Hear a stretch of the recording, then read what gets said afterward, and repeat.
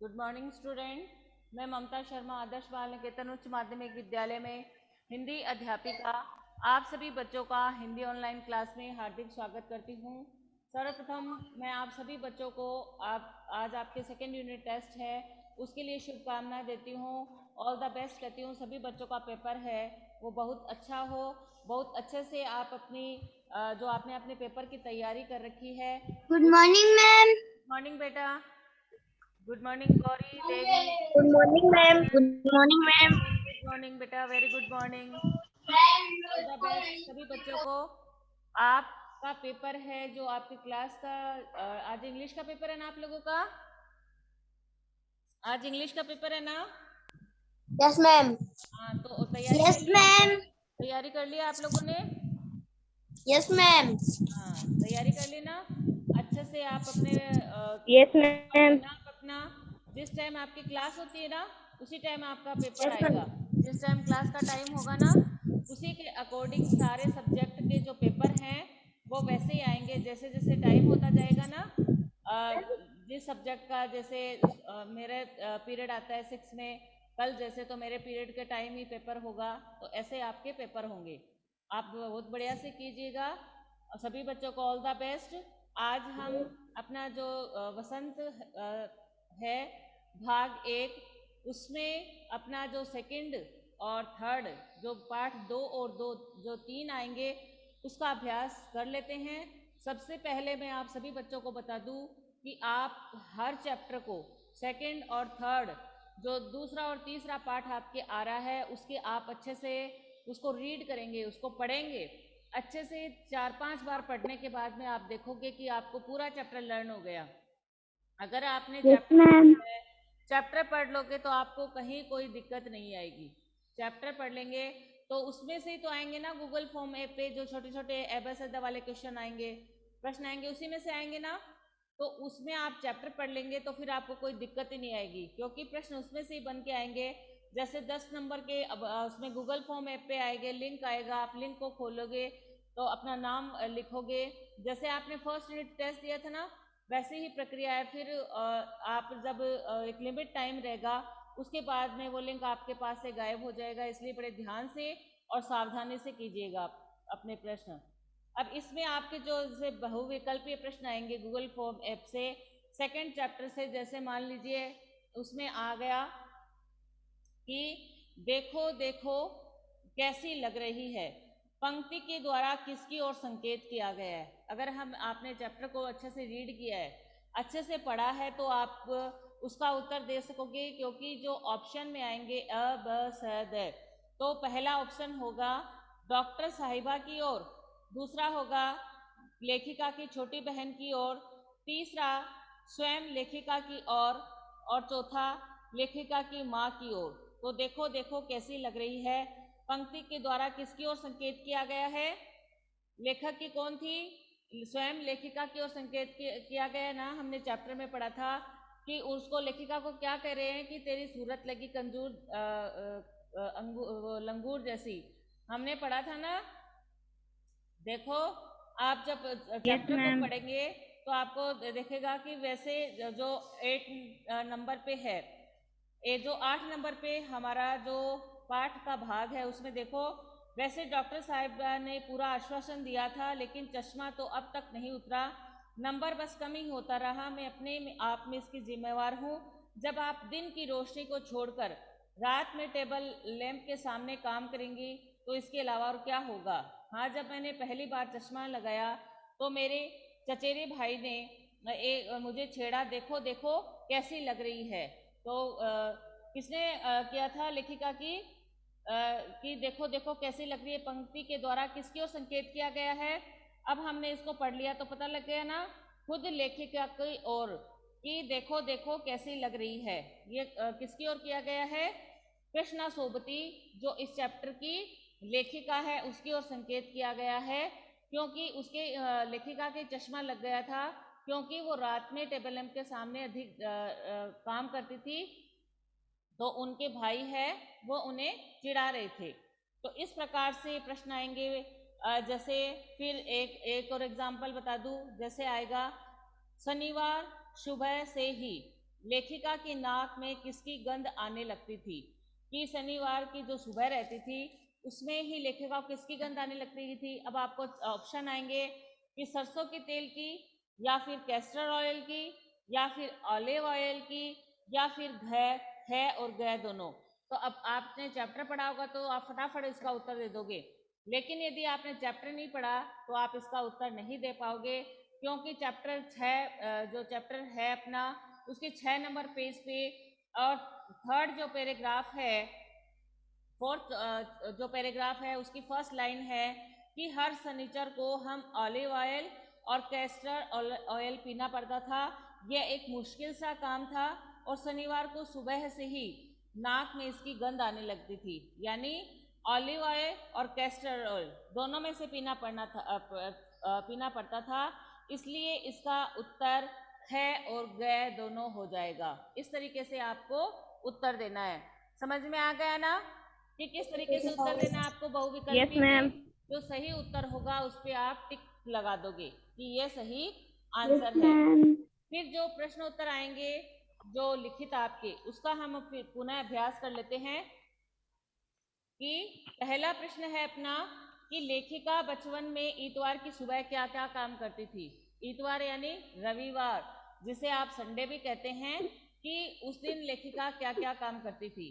तो हमने चैप्टर में पढ़ा था Ma'am. कि लेखिका है वो बचपन में इतवार की सुबह अपने मोजे है वो खुद धोती थी, और जूते भी धो लेने के बाद उन पे पॉलिश करके चमकाती थी। तो क्या क्या करती थी लेखिका बचपन में इतवार की सुबह? अपने एक तो अपने मोजे खुद देती थी और जूते भी धो लेने के बाद उन पर पॉलिश करके चमकाती थी। तो लेखिका ये काम इतवार की सुबह सुबह करती थी। समझ में आ गया ना सब बच्चों के? आपने याद भी कर रखा है ना? याद Yes, कर रखा ma'am. है? Yes, ma'am. हाँ, फिर अपना सेकंड है, Yes, ma'am. तुम्हें बताऊंगी कि हमारे समय और तुम्हारे समय में कितनी दूरी हो चुकी है। इस बात के लिए लेखिका क्या क्या उदाहरण देती है? तो लेखिका की बता रही है, हमने चैप्टर में भी पढ़ा था कि लेखिका हमें बताती है कि उन दिनों कि हमारे समय और तुम्हारे समय में कितनी दूरी हो चुकी है। इसके लिए लेखिका निम्नलिखित उदाहरण देती है। पहला कि उन दिनों कुछ घरों में ग्रामोफोन थे, रेडियो और टेलीविजन नहीं थे। कि जब लेखिका थी, छोटी थी, उस समय घर में केवल ग्रामोफोन फोन थे, रेडियो और टेलीविजन नहीं थे। और हमारे जो बचपन की कुल्फी है वो आइसक्रीम हो गई है, समोसा है वो पेटीज में बदल गया है, शहतूत और फासे खसखस के शरबत और कोक पेप्सी में बदल गए हैं, और उन दिनों कोक नहीं लेमनेट विमटो मिलती थी। कि हम लेखिका के समय में और आज के समय में क्या अंतर हो गया, तो हमें इसको उदाहरण के द्वारा बताना है। अगला अपना प्रश्न है कि पाठ से पता करके लिखो कि लेखिका को चश्मा क्यों लगाना पड़ा। चश्मा लगाने पर उनके चचेरे भाई उन्हें क्या कहकर पुकारते थे? तो अभी हमने पढ़ा था कि रात में लेखिका थी वो टेबल लैंप के सामने बहुत अधिक काम करती थी। तो रात में टेबल लैंप के सामने अधिक देर तक काम करने के कारण लेखिका को चश्मा लगाना पड़ा, और चश्मा लगाने पर जो उनके चचेरे भाई थे वो उन्हें लंगूर कहकर पुकारते थे। क्या कहकर चिढ़ाते थे? उन्हें लंगूर कहकर चिढ़ाते थे। तो हम यह उत्तर लिख देंगे कि उनके चचेरे भाई उन्हें लंगूर कहकर चिढ़ाते थे। अगला अपना प्रश्न है, लेखिका अपने बचपन में कौन कौन सी चीजें मजा ले लेकर खाती थी? उनमें प्रमुख फलों के नाम लिखो। तो लेखिका है अपने बचपन में चॉकलेट, ब्राउन ब्रेड, पेस्ट्री और शिमला के काफल आदि चीजें मजा ले लेकर खाती थी। कुछ खट्टे मीठे, कुछ एकदम लाल, कुछ गुलाब रस भरी, कसमल चेस्टनट भी बड़े चाव से खाती थी। कि जो लेखिका जो चीज बड़े चाव से खाती थी उन चीज़ों के हमें नाम लिखने हैं।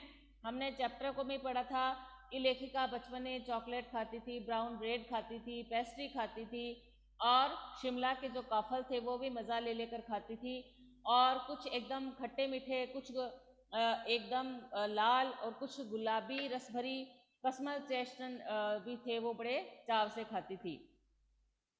अगला अपना प्रश्न है कि लेखिका के बचपन में हवाई जहाज, घुड़सवारी, ग्रामोफोन और शोरूम में शिमला कालका ट्रेन का मॉडल ही आश्चर्यजनक आधुनिक चीजें भी। आज क्या क्या आश्चर्यजनक आधुनिक चीजें तुम्हें आकर्षित करती है, कि आज की क्या क्या जो आधुनिक चीजें हैं वो तुम्हें आकर्षित करती है, उनके नाम लिखिए। तो आज की जो आश्चर्यजनक आधुनिक चीजें हैं जो हमें आकर्षित करती है वो है कंप्यूटर व इंटरनेट है, उपग्रहों का उपयोग है, जो सैटेलाइट है उनका जो उपयोग होता है वह हमें आश्चर्य करती है। लड़ाकू जो जहाज होते हैं उनकी तेज़ गति को देखकर हम आश्चर्यचकित होते हैं। मोबाइल को देखकर, मेट्रो ट्रेन, ये आधुनिक चीज़ें हैं जो हमें आकर्षित करती है। फिर है कि लेखिका ने इस संस्मरण में सर्वर के माध्यम से अपनी बात बताने की कोशिश की है, लेकिन सर्वर का कोई परिचय नहीं दिया। अनुमान लगाओ कि सर्वर कौन हो सकता है। तो लेखिका ने इस पाठ में सर्वर का परिचय नहीं दिया, तो हो सकता है कि सर्वर है वो लेखिका का कोई परिचित रहा होगा। आगे देखिए, ये बस अपना चैप्टर है वो इतना सा ही है। सेकंड चैप्टर है, थर्ड चैप्टर है नादान दोस्त। इसके क्वेश्चन उत्तर है, जो प्रश्न है वो देख लीजिए कि अंडों के बारे में केशव और श्यामा को मन में किस तरह के सवाल उठते थे और वे आपस में ही सवाल जवाब करके अपने दिल को तसल्ली क्यों दे दिया करते थे। तो अंडों के बारे में केशव और श्यामा के मन में तरह तरह के सवाल उठते थे। कैसे उठते थे कि अंडे हैं वो कितने बड़े होंगे, किस रंग के होंगे, कितने होंगे, वो बच्चे हैं वो क्या खाते होंगे, उनमें से बच्चे किस तरह निकल आए होंगे, और बच्चों के जो पर है या पंख है वो कैसे निकलेंगे, घोंसला कैसा होगा। और वे आपस में ही सवाल जवाब करके मन को तसल्ली इसलिए दे दिया करते थे क्योंकि जो उनकी माँ थी उनको घर के काम धंधों में फुर्सत नहीं थी, और बापूजी को पढ़ने लिखने से, यानी बापूजी थे तो वो थे सारे दिन पढ़ते लिखते थे, ऑफिस जाते थे, और माँ थी वो सारे दिन घर के कामों में व्यस्त रहती थी। इसलिए वे अपने सवाल का जवाब है वो मन में ही अपने दिल की मन में दे दिया करते थे, और आपस में ही सवाल जवाब करके अपने दिल को तसल्ली दे दिया करते थे।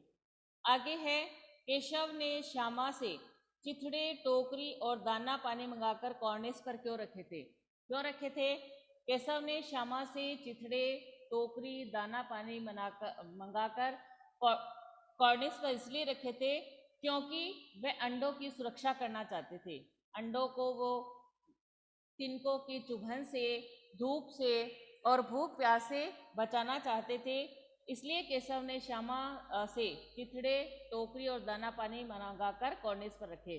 यानी वो चाहते थे कि जो बच्चे हैं उनको किसी प्रकार की तकलीफ नहीं हो, अब वो उन अंडे हैं वो सुरक्षित रह जाए, उनको जो तिनके रखे हुए हैं वो चुभे भी नहीं, और उनको धूप भी नहीं लगे, उनको भूख प्यास से भी उनकी रक्षा हो, वह उसे बचाना चाहते थे। इसलिए केशव ने श्यामा से चिथड़े, टोकरी और दाना पानी मंगाकर कॉर्निस पर रखे।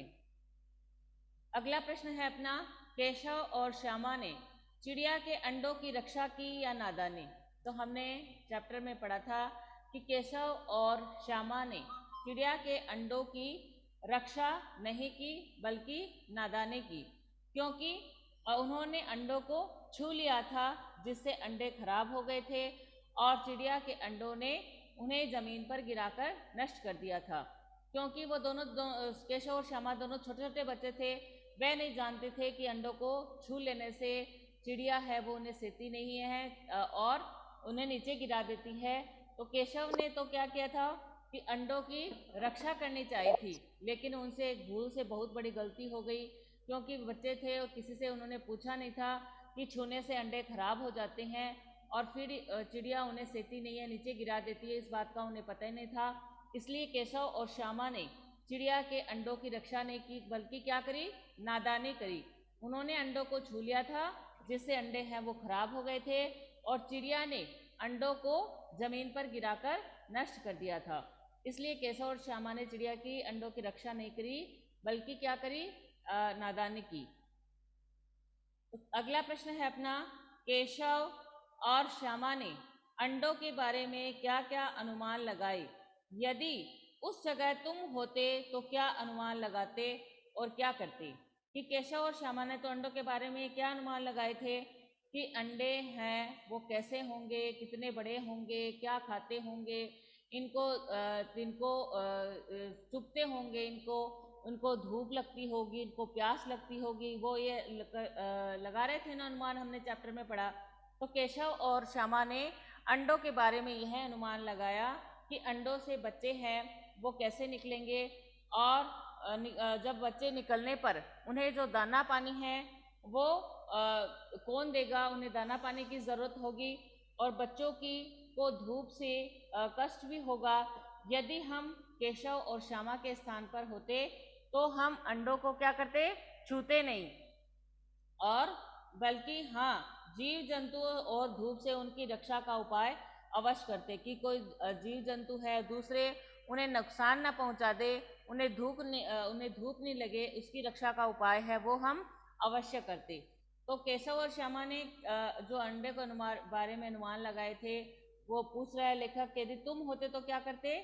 हम होते तो उनकी रक्षा करते, केशव और श्यामा की तरह अंडों को छूते नहीं, हाँ उनकी रक्षा का उपाय हम अवश्य करते। अगला है, माँ के सोते ही केशव और श्यामा दोपहर में बाहर क्यों निकल आए? माँ के पूछने पर भी दोनों में से किसी ने किवाड़ खोलकर दोपहर में बाहर निकलने का कारण क्यों नहीं बताया? कि माँ के सोते ही और केशव दोपहर में बाहर क्यों निकल आए थे? वो दोनों, केशव और जो श्यामा है वो दोपहर होते ही बाहर इसलिए निकल आए थे क्योंकि केशव और श्यामा अंडों की हिफाजत करना चाहते थे, उनकी देखभाल करना चाहते थे, और जो अंडों से जो निकले बच्चे हैं उनके लिए दाना पानी का प्रबंध करना चाहते थे। इसलिए उन्होंने सोचा कि जैसे ही माँ सोती है वो उन्हीं का इंतज़ार कर रहे थे कि माँ सोते ही हम बाहर जाएंगे और अंडों की रक्षा का उपाय करेंगे। इसलिए माँ के सोते ही दोनों में से किसी ने भी किवाड़ खोलकर बाहर आने का कारण इसलिए नहीं बताया क्योंकि उन्हें डर था कि माँ उन्हें पीटेगी। माँ के पूछने पर भी दोनों ने प्रश्न अपना पूछा है कि माँ के पूछने पर भी दोनों में से किसी ने किवाड़ खोलकर दोपहर में बाहर निकलने का कारण क्यों नहीं बताया? क्योंकि दोनों बच्चे जानते थे कि हमसे गलती हो गई है। इसलिए जब माँ के पूछने पर भी दोनों बच्चों ने किवाड़ खोलने का कारण इसलिए नहीं बताया क्योंकि उन्हें डर था कि उन्हें कारण बताते ही माँ उन्हें पीटेगी, क्योंकि उन्होंने ऐसा काम कर दिया था, इसलिए उन्हें डर लग रहा था कि माँ को बता दिया तो माँ उनकी पिटाई कर देगी, इसलिए उन्होंने कारण नहीं बताया।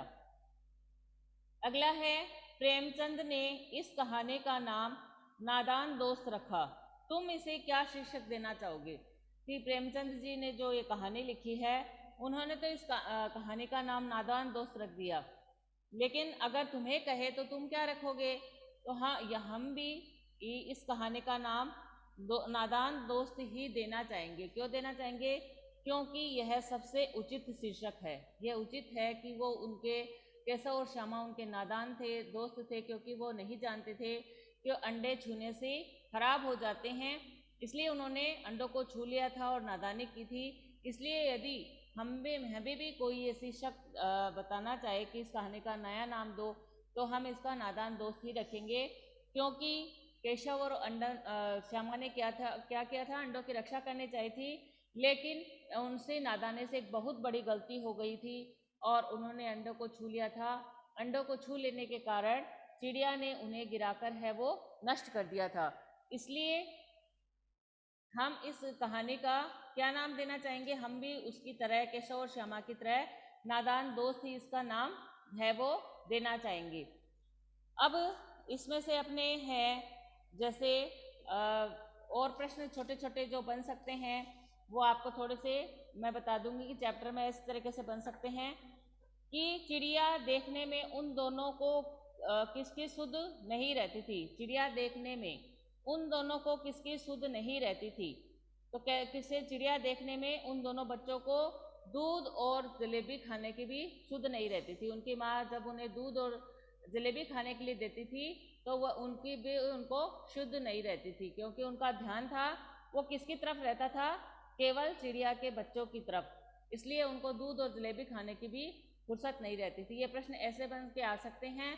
मैंने तो आपको एग्जैक्ट आंसर बता दिया है, लेकिन वो ऑप्शन में रहेंगे। अगर आपने चैप्टर का अध्ययन कर लिया है तब तो आप उसका उत्तर लिख पाओगे, वरना उत्तर नहीं लिख पाओगे। इसलिए चैप्टर को बार बार कह रही हूँ, चैप्टर को अच्छे से रीड कर लीजिएगा। इसी प्रकार से जैसे एक प्रश्न बन जाए कि घोंसला कैसा है और किसका है, तो आपने चैप्टर को पढ़ा होगा तो आपको पता होगा कि घोंसला किसका है। घोंसला किसका था? घोंसला चीड़ा और चिड़िया का था। और कैसा है और किसका है, तो घोंसला था वो अच्छा था और तिनकों का बना था, और चीड़ा और चिड़िया का वह घोंसला था। अब जैसे बच्चे अपने मन को कैसे समझा लेते थे, तो बच्चे आपस में अपने मन को आपस में ही सवाल जवाब करके समझा लेते थे। क्यों समझा लेते थे? क्योंकि उनके माँ को घर के काम में फुर्सत नहीं थी और बाबूजी को पढ़ने लिखने में फुर्सत नहीं थी, इसलिए वे दोनों ही अपने मन को आपस में ही विचार विमर्श करके अपना मन है बहला लिया करते थे या सवाल जवाब कर लिया करते थे। अब जैसे ऐसे बन जाएगा कि केशव श्यामा के किस प्रश्न का उत्तर नहीं दे सका, कि केशव ने श्यामा के किस प्रश्न का उत्तर नहीं दे सका था। अब आपने चैप्टर को पढ़ा होगा तो आपको पता होगा कि केशव श्यामा के इस प्रश्न का उत्तर नहीं दे सका कि चिड़िया अपने बच्चों को क्या खिलाएगी। वो श्यामा पूछती है उसे कि चिड़िया है वो अपने बच्चों को क्या खिलाएगी, तो जो केशव है वह श्यामा के इस प्रश्न का उत्तर नहीं दे सका था, क्योंकि वह भी एक छोटा बच्चा था, वह भी नहीं जानता था कि क्या खिलाएगी, इसलिए वह निरुत्तर हो गया था और चुप हो गया था। अब जैसे पूछ सकते हैं कि दोनों बच्चे बड़े चाव से क्या काम करने लगे, तो दोनों बच्चे क्या करने लगे थे? दोनों बच्चे बड़े चाव से दोनों बच्चे बड़े चाव से चिड़िया के बच्चों के लिए रहने और खाने की व्यवस्था करने लगे थे। क्यों? उन्हें शौक हो गया था, उन्हें मन में प्रसन्नता कि हम चिड़िया के बच्चों के लिए उनकी हिफाजत करेंगे, उनके रहने की व्यवस्था करेंगे, उनके खाने की व्यवस्था करेंगे। तो चिड़िया और उसकी बच्चों के लिए रहने और खाने की व्यवस्था करने लगे। तो फिर है कि श्यामा ने दाने की व्यवस्था कैसे की, कि श्यामा है उसने दाने की व्यवस्था कैसे की थी। तो श्यामा ने क्या किया था, हमने चैप्टर में पढ़ा था कि श्यामा ने दाने की व्यवस्था है वो अपनी माँ से आंख बचाकर मटके से चावल निकाल कर की, माँ की आंख से, क्योंकि उन्हें डर था कि माँ ने यदि देख लिया तो वो उन्हें पिटेगी, किस लिए चावल ले जा रही है और सारी बात बतानी पड़ेगी। इसलिए श्यामा ने क्या किया, माँ इसके नज़र बचा करके और फिर आंख बचा करके मटके से चावल निकाल करके और उनकी दाने की व्यवस्था की। अब जैसे ऐसे आ सकता है कि केशव किस उधेड़ बुन में था, तो केशव किस उधेड़ बुन में था, उसके मन में क्या चल रहा था? केशव के इस उधेड़ बुन में था, हमने चैप्टर में पढ़ा है कि चांदनी के लिए वो चांदनी बांधेगा तो उसके लिए कपड़ा कहाँ से लाएगा, फिर बिना छड़ियों के वह कैसे ठहरेगा और चिड़िया के घोंसले के ऊपर खड़ा कैसे किया जाएगा। इस प्रकार के उसके प्रश्न है वो मन में आ जा रहे थे। अब देखिए जैसे ऐसे पूछ सकते हैं कि जो चिड़िया थी टोकरी का सुराख कैसे और किसने बंद किया। तो हमने चैप्टर में पढ़ा था कि टोकरी का सुराख कैसे और किसने बंद किया। तो टोकरी का जो सुराख है वह थोड़ा सा कागज ठूस कर केशव ने बंद कर दिया था, कि उसमें थोड़ा सा कागज ठूस दिया और फिर उसको बंद कर दिया। इस प्रकार से उसने टोकरी का सुराख है वो बंद किया। टोकरी कैसी है, छोटे छोटे प्रश्न में पूछ सकते हैं और फिर ऑप्शन दे सकते हैं। टोकरी कैसी थी? टोकरी बीच में फटी हुई थी। टोकरी कैसी थी? ऑप्शन में आ सकता है फटी हुई थी, कटी हुई थी, अच्छी थी, बुरी थी। तो आपको अगर चैप्टर पढ़ा है तो आपको पता होगा कि टोकरी है वह कैसी थी, बीच में से फटी हुई थी। तो इस प्रकार के जो प्रश्नोत्तर हैं वो आपके आएंगे, और टिक गूगल फॉर्म ऐप पे जो आएंगे वो टिक द करेक्ट ऑप्शन में होंगे, एबेसेडे में होंगे, और आपको वह हल करने होंगे। एबेसेडे में जो सही उत्तर होगा उसका चुनाव करते हुए आपको सही उत्तर पे निशान लगाना है।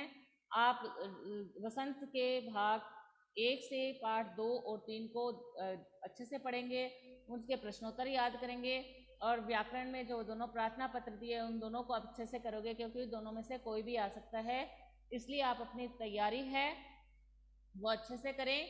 और किसी के मन में कोई शंका हो तो पूछ सकता है। कुछ पूछना है बेटा? मेरी क्लास का टाइम है वो ओवर हो गया है। पूछना है किसी को? पूछना है क्या किसी को? No ma'am. हाँ तो नो ठीक है। मैम। ओके बेटा, thank you, have a nice day.